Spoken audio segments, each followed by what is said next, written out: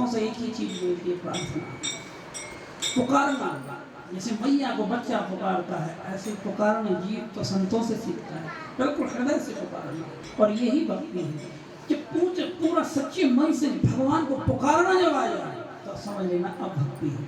तो चलिए आज के सत्संग को यही विराम देते हैं। भगवान आप सभी पर कृपा करें और निरंतर हरि नाम से आप जुड़े रहें, सत्संग से जुड़े रहें। तो आज की सभी जो पधारे हुए हमारे वैष्णव भक्तों का, हमारी माताओं का हृदय से बहुत बहुत अभिनंदन।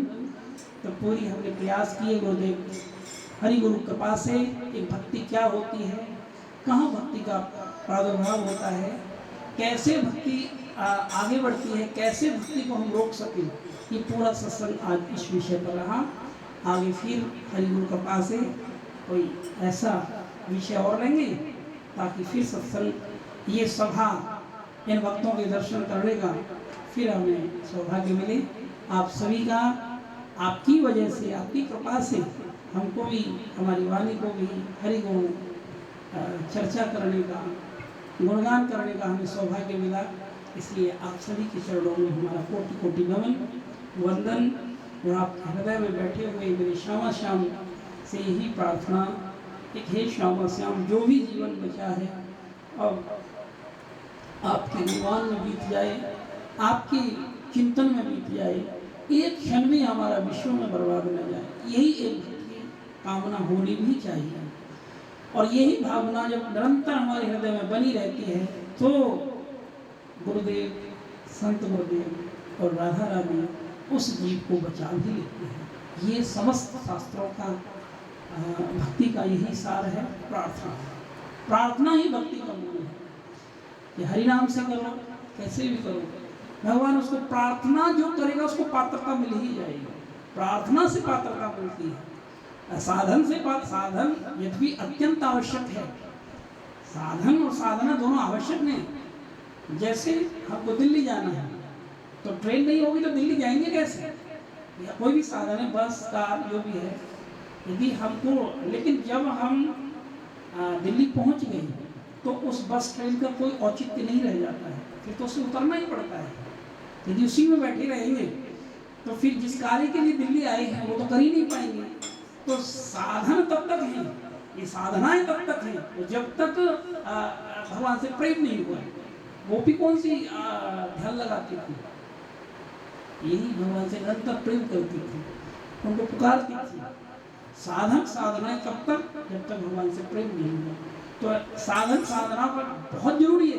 अहर्निश नाम जपो, नाम में मिलावट नहीं है, सत्संग सुनते रहो और हरि नाम जपते रहो, तो फिर आपके हृदय में अपने आप नाम भगवान प्रकट कृपा करेंगे। देखो 2 मिनट और कह के फिर आगे बढ़ जाएंगे। किसी दुष्ट का उद्धार करने के लिए, कंस को मारने के लिए तो भगवान त्रेता में एक ही बार आए, एक ही बार अवतार लिया। लेकिन भक्त की जिह्वा पर, ऐसा संत कहते हैं, भक्त की जिह्वा पर भगवान नाम के रूप में निरंतर अवतार धारण करते हैं और उस भक्त के हृदय को छोड़कर भगवान जाते ही नहीं है। इसलिए बार बार हरि का भजन, सत्संग ये सुनते रहोगे तो कोई भी चिंता, कोई टेंशन आपको प्रभावित नहीं कर सकती, जैसे भक्त प्रहलाद को नहीं कर पाए। भक्त प्रहलाद अग्नि में उसके पिताजी ने उसकी बुआ लेकर बैठ गए थे। क्या भक्त प्रहलाद जगे? आप बताइए। कोई अग्नि उस जीव, उस भक्त को नहीं जला पाती जो हरि का भजन करता है, जो प्रभु का आश्रित हो जाता है, गुरु चरणों का आश्रित हो जाता है। भक्त प्रहलाद को तो जहर भी दिया, सर्पों से कटवाए गए थे, लेकिन वो भी अमृत बन गए। मीराबाई को जहर नहीं मार पाए। कहाँ? ये तो अभी 500 साल पहले हुई है, 600 साल पहले बेड़ता गांव में हमारी मीराबाई। लेकिन भक्त होना चाहिए। सबसे बड़ा कोई दुनिया में है वो भक्त है। भगवान ने यही कहा, मैं तो हूँ संतन को दास, भगत मेरे मुकुट मणि। मैं तो हूँ को दास, भगत मेरे मुकुट मणि। मैं तो हूँ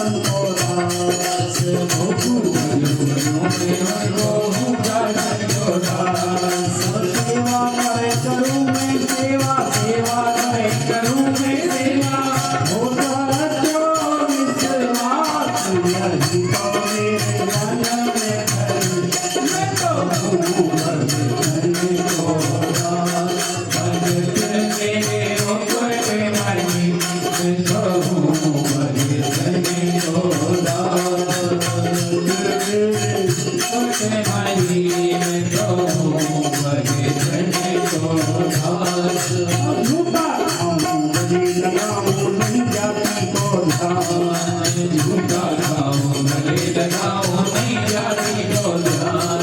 आचार विचार कुछ ना देखो, आचार विचार कुछ ना देखो, देखूं मैं प्रेम समान भगत है नारी बड़ी।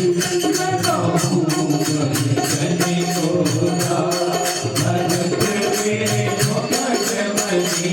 मैं कहूँ कभी को ना। भगवान ने कहा कैसे भी आवे, कहते हैं कि झूठा खेले सच्चा हुई, भगवान का मार्ग ऐसा है। झूठ मूठ की भक्ति करो, सच्चा अपने आप बना लेना भगवान।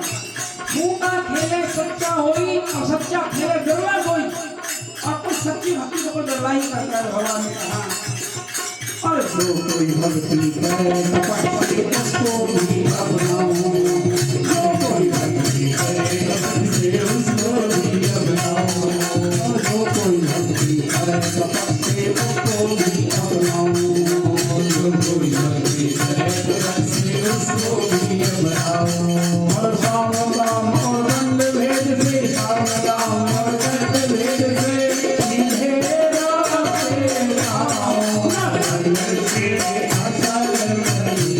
मैं कहूँ भगत को ना भगत मेरे मुकट मनी। मैं कहूँ भगत को ना। सतगुरुदेव भगवान की जय, सब संतन की जय। तो आप पर भी सतगुरुदेव भगवान की कृपा ऐसी बनी रहे, और आप सभी का स्नेह, प्यार, भाव, आशीर्वाद हमारे ऊपर भी बना रहे। ऐसी आप सभी के चरणों में, गुरुदेव के चरणों में, और उन सभी अदृश्य शक्तियों के चरणों में जिसको हम इन नैनों से नहीं देख पा रहे हैं, वो भी यहाँ विराजमान हैं। हमारी वाणी को सफल करने के लिए, हमें आशीर्वाद देने के लिए यहाँ प्रकट हुई है। उन सभी महापुरुषों का, महत पुरुषों का हृदय से ये व्यासपीठ दंडवत उनको प्रणाम करती है। उनके चरणों में कोटि कोटि नमन वंदन करती है। बस इन्हीं मंगल कामनाओं के साथ आपका जीवन भी भक्ति में रहे, प्रेम में रहे, और आप भक्ति के धन को लेकर यहाँ से जाओ। भगवान से यही हमारी प्रार्थना है। आइए सब खड़ी हो जाएंगे और आरती गाएंगे। बोलो बाके बिहारी लाल की जय।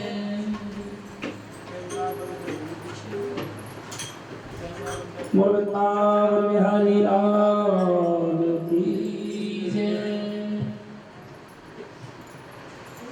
तो कुछ जो एक सूचना आई है।